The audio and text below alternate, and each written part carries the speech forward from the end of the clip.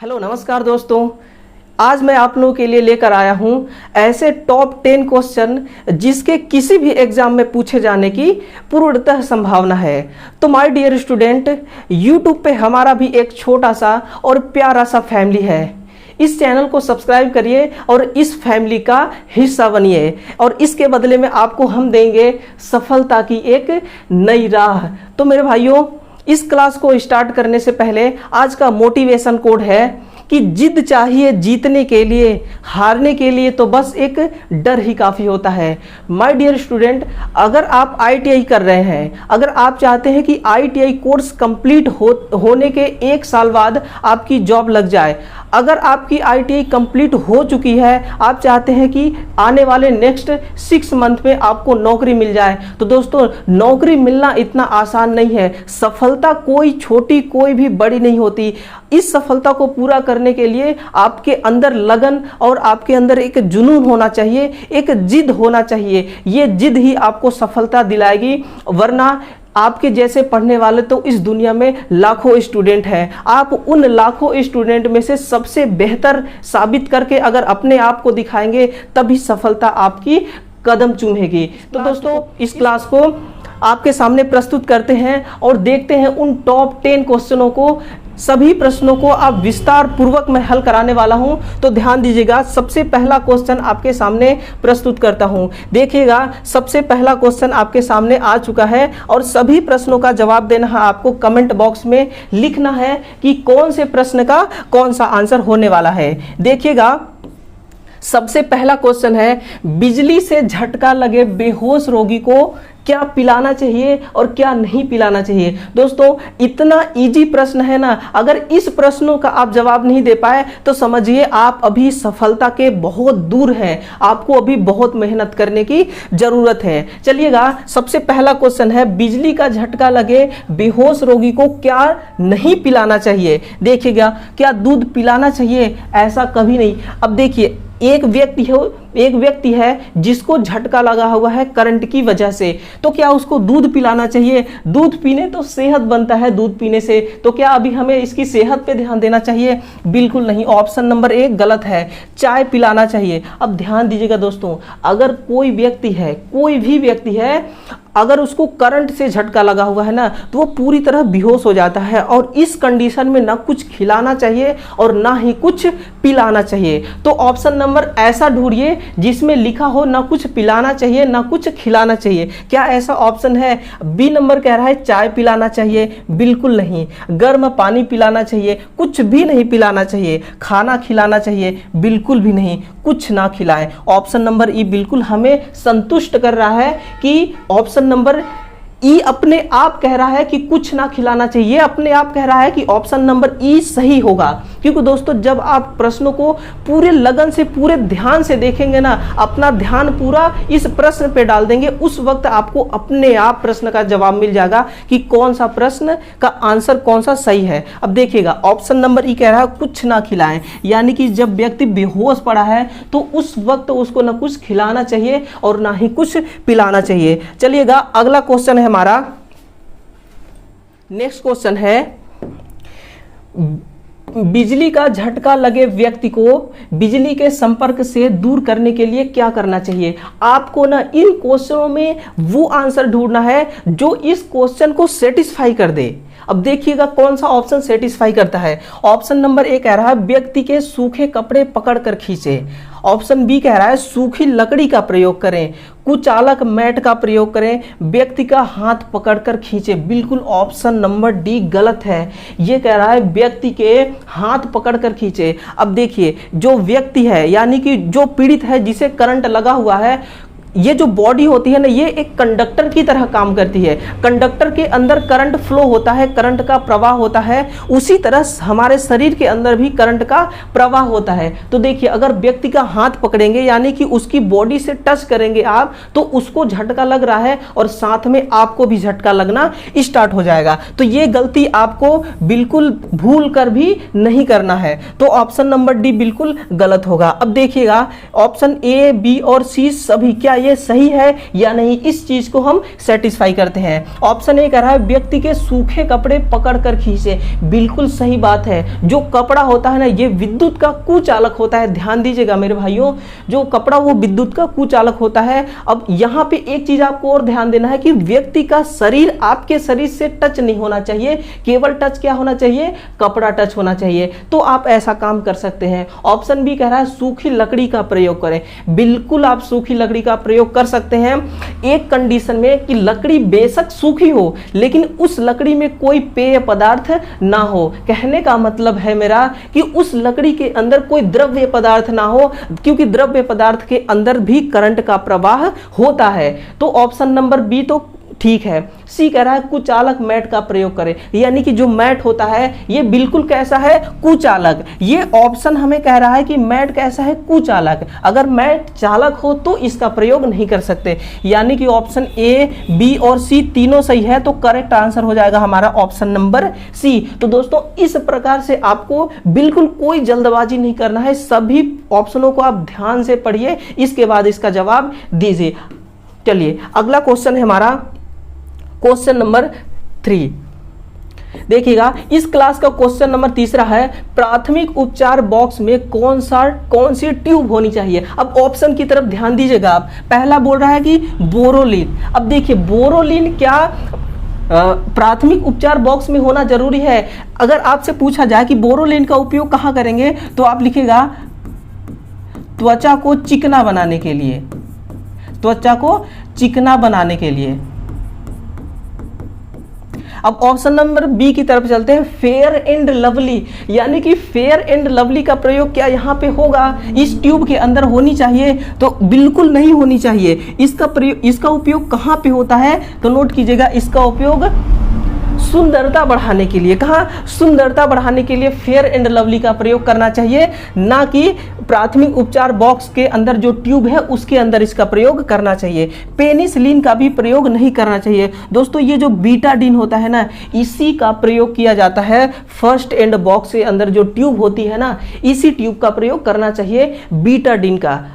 चलिए इस क्लास का अगला क्वेश्चन है हमारा, विद्युत के संपर्क में आए व्यक्ति को छुड़ाने के लिए कौन सा कदम लें। बिल्कुल ऐसा क्वेश्चन है दोस्तों ना, इसका जवाब अपने आप निकल आएगा। आपको बस ध्यान से देखना है कि ये क्वेश्चन क्या कह रहा है और ऑप्शन क्या कह रहे हैं, अपने आप आंसर मिलने वाला है। आपको बस ध्यान से देखना है। देखिएगा पहला क्वेश्चन कह रहा है, पहला ऑप्शन कह रहा है कुछ ना करें। दोस्तों अगर आप कुछ ना करेंगे ना तो कुछ हो जाएगा, अगर आप कुछ ना करेंगे तो कुछ हो जाएगा, क्योंकि अगर कुछ ना आप करेंगे तो व्यक्ति किसके संपर्क में है, विद्युत के संपर्क में है, तो क्या हो जाएगा, वो व्यक्ति मर जाएगा। और हम ऐसा चाहते नहीं, क्या हमें ऐसा नहीं करना है, हमें तो उसे बचाना है। तो ऑप्शन नंबर ए बिल्कुल कह रहा है कि मैं अपने आप गलत हूं, ये अपने आप बोल रहा है कि मैं गलत हूं। ऑप्शन बी कह रहा है मेन स्विच चालू कर दे।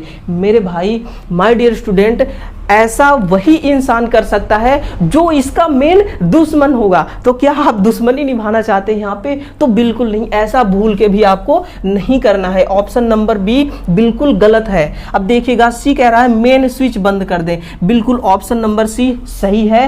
अब देखिए जो मेन स्विच होता है ना, उसको आप बंद कर देंगे तो परिपथ के अंदर करंट का प्रवाह होना बंद हो जाएगा, और यही करंट तो नुकसान कर रहा है इस व्यक्ति को, यही करंट तो है जो झटका दे रहा है इस व्यक्ति को। और हमें बचाना कैसे है, मेन स्विच को बंद करके। क्या, मेन स्विच को बंद कर देंगे तो परिपथ में करंट का प्रवाह होना बंद हो जाएगा, जिससे वो व्यक्ति सुरक्षित हो जाएगा। चलिए एक नजर ऑप्शन नंबर डी की तरफ डालते हैं, एम्बुलेंस बुलाएं। दोस्तों अपने भारत देश के अंदर ना किसी भी खाने पीने की सामग्री को लेकर गारंटी लिया जा सकता है कि इतने मिनट के अंदर ये चीज उपलब्ध हो जाएगी, लेकिन एम्बुलेंस का कोई टाइम टेबल नहीं है। ये किस वक्त आएगी, कितने टाइम में आएगी, इसका कोई भी अंदाजा किसी को नहीं है। और देखिए ऑप्शन नंबर डी कह रहा है शीघ्र इलाज कराएं। अब देखिए दोस्तों ये जो शीघ्र है ना, इस पॉइंट को आप नोट करिए। शीघ्र क्या कह रहा है, शीघ्र का मतलब क्या हो रहा है। अब देखिएगा विद्युत के संपर्क में आए व्यक्ति को छुड़ाने के लिए क्या करना चाहिए, शीघ्र इलाज करना चाहिए। अरे भैया, पहले हमें विद्युत के जो संपर्क में व्यक्ति आया है उसको पहले हम छुड़ाएं, इसके बाद इलाज कराएंगे। ये क्या कह रहा है, छुड़ाने से पहले ही इलाज कराएं। तो ये ऑप्शन अपने आप बता रहे हैं कि ये ऑप्शन कि हम गलत हैं। ऑप्शन सी इसका राइट आंसर होगा। चलिएगा दोस्तों, इस क्लास का नेक्स्ट क्वेश्चन है क्वेश्चन नंबर 5। ध्यान दीजिएगा, क्वेश्चन नंबर 5 बहुत ही इंपॉर्टेंट क्वेश्चन है दोस्तों। किसी भी एग्जाम में कहीं से भी क्वेश्चन उठ के आ सकता है, ना आपको अंदाजा है और ना मुझे अंदाजा है, इसलिए हमें तैयारी इतना जबरदस्त करना होगा कि क्वेश्चन चाहे कितना भी घुमा फिरा के आ जाए, हमसे बच के नहीं जाना चाहिए। क्या इतनी तैयारी होनी चाहिए आपकी। देखिएगा, दुर्घटना सामान्य किन कारणों से घटित होते हैं, सामान्यतः किन कारणों से घटित होते हैं। अब आपको देखना है ऑप्शन ए में कि मशीनों की सही जानकारी न होने से। अगर आपको सिर्फ मशीन ही नहीं, किसी भी चीज की सही जानकारी नहीं है, अगर आप उस कार्य को जबरदस्ती करेंगे तो आपके साथ दुर्घटना 100% गारंटी है कि होगा। ऑप्शन नंबर ए हमें सेटिस्फाई कर रहा है कि मशीनों की अगर सही जानकारी नहीं है ना, तो दुर्घटना होने का पूरा कारण है। देखिएगा, ऑप्शन नंबर बी की तरफ चलते हैं। मशीनों की सही जानकारी होने से, क्या ऐसा भी होता है? क्या कभी ऐसा हुआ है? ऑप्शन नंबर बी बिल्कुल गलत है। सुरक्षा का ध्यान देने से, यानी कि आपको सेफ्टी के बारे में सब कुछ पता है कि इस चीज को करने से ये चीज होगा, तो क्या आप कभी धोखा खा सकते हैं? ऐसे कंडीशन में कभी ऐसा तो आपको सलाह दिया जाता है कि आप सुरक्षा के संकेतों को ध्यान में रखें, सुरक्षा का पालन करें। इन चीजों को तो आपको सलाह दिया जाता है, इन बातों का। तो क्या ये दुर्घटना का कारण बन सकती है? बिल्कुल नहीं। ऑप्शन डी कह रहा है वायु प्रदूषण होने से, जल प्रदूषण होने से। माय डियर स्टूडेंट, वायु प्रदूषण और जल प्रदूषण होने से ना कभी दुर्घटना नहीं होता। ये एक प्रकार से वायु और जल के प्रदूषित होने से बीमारियां फैलती हैं, और बीमारियां कभी दुर्घटनाएं नहीं होती। आप लॉजिक लगा के तो देखिए, अपने आप आपको जवाब मिल जाएगा। ऑप्शन नंबर ए इसका राइट आंसर होगा। चलिएगा, अगला क्वेश्चन है हमारा question number 6। Most important question है दोस्तों, देखिएगा ध्यान से। विद्युत झटका के कारण शरीर में कौन सी क्षति हो सकती है? यानी कि ये जो आज का क्लास होने वाला है ना, बिल्कुल सेफ्टी से और करंट से रिलेटेड है। अगर सेफ्टी और करंट से रिलेटेड कोई भी क्वेश्चन आता है दोस्तों, तो आप मिस नहीं करेंगे अगर इस क्लास को पूरा देखेंगे। देखिएगा, विद्युत झटका के कारण शरीर में कौन सी क्षति हो सकती है। अब देखते हैं कौन सी क्षति हो सकती है। रक्त प्रवाह रुक जाना, बिल्कुल। अगर जो करंट है ना, ये करंट से अगर हमें झटका लगेगा तो हमारे शरीर के अंदर जो हमारा हार्ट है, जिसको हम दिल कहते हैं, उसमें जो रक्त का प्रवाह हो रहा है फेफड़ा के अंदर दोस्तों, ये रुक जाएगा, और रक्त प्रवाह रुकते ही ना व्यक्ति की मृत्यु हो जाएगी। ठीक है, तो ऑप्शन नंबर ए बिल्कुल सही है। लेकिन ऑप्शन नंबर बी की तरफ भी चलते हैं। रक्त प्रवाह की गति तेज हो जाना, क्या ऐसा भी होता है कि रक्त प्रवाह की गति तेज हो जाना? देखिए, ऐसा एक ही कंडीशन पे होता है, अगर आप बहुत डरे हुए हैं, अगर आप बहुत डरे हुए हैं, आपको कोई सरप्राइज दिया है, तो उस वक्त क्या होता है, जब हम डर जाते हैं ना, उस वक्त जो दिल की धड़कनें होती है ना दोस्तों, ये बहुत जोर से धड़कने लगती हैं। यानी कि कहते हैं ना कि वैसे सामान्य दर इसका होता है 72 बार 1 मिनट में धड़कता है, तो इसकी गति 2 गुना हो जाता है। ठीक है, उस कंडीशन में रक्त का जो प्रवाह होता है ना, वो भी 2 गुने स्पीड से भागने लगती है। यानी कि जब आप कोई डर जाते हैं कभी, उस वक्त में, ये ऑप्शन गलत है। झटका लगे व्यक्ति की उम्र बढ़ जाती है। कभी ऐसा हुआ है कि किसी व्यक्ति को झटका लगा हुआ, उसकी उम्र बढ़ गई हो? ऐसा होता दोस्तों तो हम बार बार झटका खाते रहते लाइफ में अपने, है ना। ऐसा कभी होता नहीं है। अब देखिएगा, ऑप्शन नंबर डी कह रहा है झटका लगते ही करंट की दिशा बदल जाती है। ऐसा कभी नहीं होता कि करंट की दिशा बदल जाती है। करंट अपना डायरेक्शन कभी चेंज नहीं करता। देखिएगा, अगला है शरीर पर कोई प्रभाव नहीं पड़ता। दोस्तों, अगर करंट का झटका लगा है तो कोई ना कोई प्रभाव तो पड़ने वाला है। ऐसा तो कभी होता नहीं कि करंट लगा लेकिन हमें कोई नुकसान ना हुआ हो, कुछ ना कुछ तो नुकसान होता ही है। चलिएगा, नेक्स्ट क्वेश्चन है क्वेश्चन नंबर 7। सा वोल्टेज है जिस पर व्यक्ति को झटका महसूस होने लगता है। मोस्ट इंपोर्टेंट क्वेश्चन, ध्यान दीजिएगा दोस्तों, नोट करके रख लीजिए अपने नोटबुक में। एग्जाम में यही सवाल उठ के आ गया ना, अगर आपने ध्यान से इस क्वेश्चन को नहीं देखा तो धोखा खा जाएंगे, बहुत बड़ा मिस कर जाएंगे। देखिएगा, वह कौन सा वोल्टेज है जिस पर व्यक्ति को झटका महसूस होने लगता है? ध्यान दीजिएगा दोस्तों, ये मोस्ट इंपोर्टेंट क्वेश्चन है। अब देखिएगा, ऑप्शन नंबर ए की तरफ चलते हैं। 30 वोल्ट से लेकर 50 वोल्ट तक की जो वोल्टेज होता है ना माय डियर स्टूडेंट, वो हमें सिर्फ झटके का महसूस कराता है, वो हमें झटका कभी देता नहीं है। तो अगर ऑप्शन में पूछ दे कि सिर्फ महसूस कौन सा वोल्टेज कराता है, तो आप लिखेगा 30 वोल्ट से लेके 50 वोल्ट तक की जो वोल्टेज होती है ना, ये हमें कभी झटका नहीं देती, लेकिन झटका होने का महसूस जरूर करा देती है। तो लेकिन अगर इसके अलावा आपसे पूछ दे कि उस वोल्टेज का नाम बताइए, यानी कि उस वोल्टेज का मान बताइए जो हमें झटका देता है, तो आप लिखेगा 90 वोल्ट से अधिक। कितना?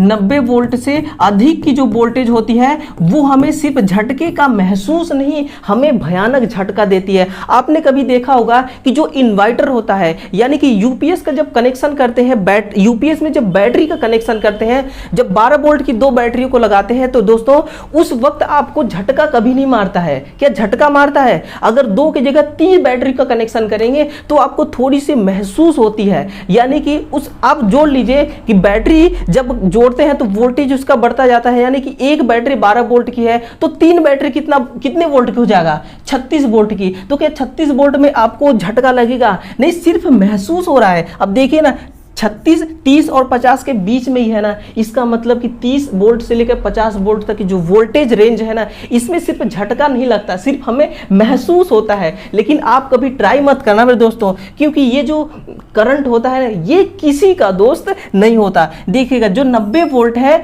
वो 90 वोल्ट से अधिक की वोल्टता हमेशा झटका मारती है। चलिएगा, अगला क्वेश्चन है हमारा क्वेश्चन नंबर 9। देखिएगा, ये भी बहुत ही इंपॉर्टेंट क्वेश्चन है। विद्युत उपकरणों पर काम करते समय किन सावधानियों का ध्यान रखना चाहिए? मेरे भाइयों, अगर आपको सफलता मिल गई, समझिए आपकी सफलता क्या है? आपकी जॉब लगना। आपको जॉब लगते ही आपको किसी फील्ड पे ड्यूटी दे दिया गया, उस वक्त आपको पता होना चाहिए कि सावधानी क्या होता है, सिंबल क्या होते हैं, और करंट से हमें कौन कौन सा नुकसान होता है, किस कंडीशन में करंट हमें लग सकता है, इन सब चीज़ों का ज्ञान होना बहुत जरूरी है। देखिएगा, क्वेश्चन 8 कर रहा है, विद्युत उपकरणों पर काम करते समय किन सावधानियों का ध्यान रखना चाहिए? नंगे तारों को भली भांति पकड़ना चाहिए। क्या ऐसा होता है? क्या कोई ऐसा जो मूर्ख होगा वही कर सकता है, जो नंगे तारों को भली पकड़ सकता है? ठीक है ना? तो ऑप्शन नंबर ए बिल्कुल गलत है। बी की तरफ चलते हैं, नंगे तारों से परिपथ बनाना चाहिए। माय डियर स्टूडेंट, परिपथ तो तारों से ही बनता है, लेकिन कभी भी नंगे तारों से नहीं बनता। तो फिर आप अगर पूछेंगे मुझसे कि फिर नंगे तारों का प्रयोग कहां किया जाता है, तो आप लिखेगा ओवरहेड की ट्रांसमिशन लाइन में। कहां पे? ओवरहेड की जो पावर ट्रांसमिशन लाइन है वहां पे नंगे तारों का प्रयोग किया जाता है। अब देखिएगा, ऑप्शन सी कह रहा है नंगे तारों के संपर्क में नहीं आना चाहिए। ऑप्शन सी बिल्कुल बहुत समझदार है, यानी कि ऑप्शन सी इसका करेक्ट आंसर होगा। अब देखिएगा, ऑप्शन डी कह रहा है कि नंगे तार विद्युत के सुचालक होते हैं। भैया, नंगे तार विद्युत के सुचालक हैं कि कुचालक हैं? क्वेश्चन ये नहीं पूछ रहा है। क्वेश्चन तो पूछ रहा है कि विद्युत उपकरणों पर कार्य करते समय किसकी सावधानियां रखनी पड़ती है, किसकी सावधानियों को ध्यान रखना पड़ता है। ठीक है, तो ऑप्शन नंबर सी इसका राइट आंसर होगा। चलिएगा, नेक्स्ट क्वेश्चन नंबर 9, जो कि बहुत ही इंपॉर्टेंट है दोस्तों, ध्यान दीजिएगा इसको। निम्नलिखित सुरक्षा चिन्ह में से अनिवार्य संकेत का उदाहरण क्या है? यानी कि उन टॉप 10 क्वेश्चनों में से क्वेश्चन नंबर जो 9 है, ये अनिवार्य संकेत के बारे में पूछ रहा है हमसे। अब ध्यान दीजिएगा, ये जो अनिवार्य होता है, अनिवार्य का मतलब होता है मेरे दोस्त जरूरी। अनिवार्य का मतलब होता है जरूरी, यानी कि उन सुरक्षा चिन्हों के बारे में आपको बताना है जो जरूरी है। अब देखिएगा, क्या धूम्रपान करना जरूरी है? अगर जरूरी होगा तो राइट आंसर लगा देना मेरे दोस्त, अगर नहीं होगा तो इसको गलत कर देना। विद्युत का झटका खाना अगर आपको जरूरी लग रहा होगा ना, तो इसको भी आप सही कर सकते हैं, कोई दिक्कत वाली बात नहीं है। अब चलिए ऑप्शन नंबर सी की तरफ चलते हैं, खतरा। यानी कि खतरा का जरूरी है, खतरा का संकेत बहुत अनिवार्य है। दोस्तों, खतरा अनिवार्य तो नहीं है, लेकिन अगर आपसे पूछे कि खतरा किस संकेत को बताता है, तो आप लिखिएगा ये चेतावनी संकेत का उदाहरण है। किसका? ये चेतावनी संकेत का।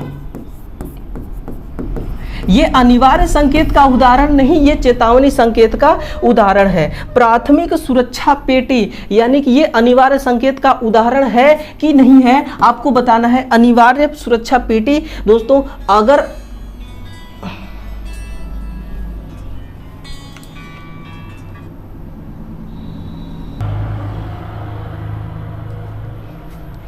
देखिएगा क्वेश्चन नंबर 9 को, बहुत ही इंपॉर्टेंट है, मोस्ट इंपॉर्टेंट है दोस्तों। निम्नलिखित सुरक्षा चिन्ह में से अनिवार्य संकेत का उदाहरण कौन है? यानी कि मोस्ट इंपॉर्टेंट 10 क्वेश्चनों में से ये 9th नंबर का जो क्वेश्चन है ना, ये हमें सेफ्टी के बारे में बता रहा है। ये हमें क्या सिखाना चाह रहा है? सुरक्षा के बारे में। अब आपके अंदर सीखने की कितनी चाहत है वो आप जान सकते हैं। यानी कि अनिवार्य संकेत का ये जो उदाहरण है ना, इस उदाहरण के बारे में पूछ रहा है। आप ध्यान दीजिएगा क्या। अब देखिए, ये जो अनिवार्य होता है ना, इसका मतलब मैं आपको बता देता हूं, इसका मतलब होता है जरूरी। क्या ये इसका मतलब होता है जरूरी? अब देखिए, क्या धूम्रपान करना जरूरी होता है? माय डियर स्टूडेंट, अगर आपको धूम्रपान करना जरूरी होता है, जरूरी लग रहा होगा ना, तो आप इसका राइट आंसर धूम्रपान को ही कर देना। अब चलिए, ऑप्शन नंबर बी कह रहा है विद्युत का झटका। यानी कि अगर आप विद्युत का झटका खाना आपको सही लग रहा होगा तो इसको भी आप सही कर सकते हैं, अन्यथा ये गलत होगा। अब देखिएगा, मेरे हिसाब से कौन सही होगा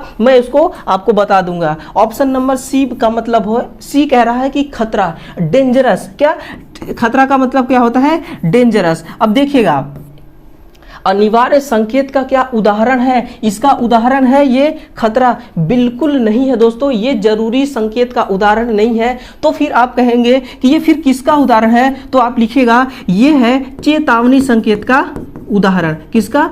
चेतावनी संकेत का यह उदाहरण है। अब देखिएगा, अगला पॉइंट है हमारा प्राथमिक सुरक्षा पेटी। अब दोस्तों, ये जो प्राथमिक सुरक्षा पेटी है ना, जब किसी व्यक्ति को, किसी इलेक्ट्रीशियन को किसी भी प्रकार का कोई चोट, कोई हानि उसके शरीर को पहुंचता है ना, उस वक्त सुरक्षा पेटी का इस्तेमाल किया जाता है। ये अनिवार्य संकेत का उदाहरण नहीं है। अगर आपसे पूछे कि फिर किसका ये उदाहरण है, तो आप लिखेगा ये सूचनात्मक। ये किसका है?